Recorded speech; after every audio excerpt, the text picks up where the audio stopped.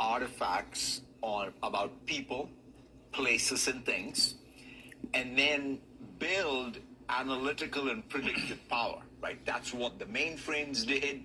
That's what the mini computer did. That's what the client server era did. That's what the web era did. The mobile cloud era did. So it depends, irrespective of which paradigm or platform, it has been one continuous arc of saying, let's make better sense of this world by reasoning about it in digital form, because in some sense, once you have these artifacts in digital form, you can use a more malleable resource like software, right, which doesn't have the same type of, I'll call it marginal cost economics associated with it, that allows us to then build more insight and more capability.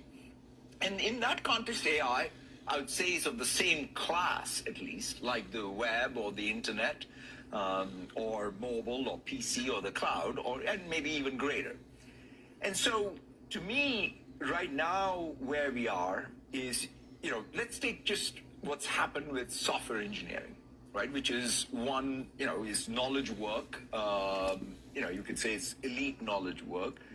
It started off, in fact, my own belief in this generation of AI and its capability really got built up when I first saw GitHub Copilot do code completions, right? So for the longest time, we had the dream that if you're a software developer, can you predict the next sort of word or the next line of code? And suddenly it started working with these models. Then you said, okay, if I can do that, then can I actually go and bring back, the flow for a software developer by going to a chat session and asking any question, and it comes back with answers that then you can use in your coding flow, right? So that was the next thing. Then you said, well, if that's working, can I assign it small tasks? That was the agent mode.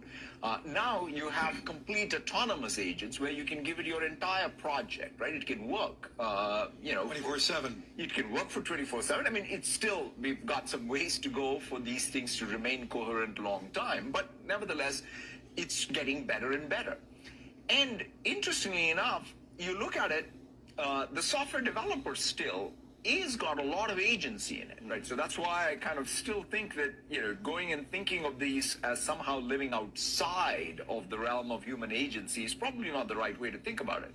In fact, the way to perhaps conceive it, like, if, let's say in early 80s, if somebody had come to us and said, 4 billion people are going to wake up every morning and start typing,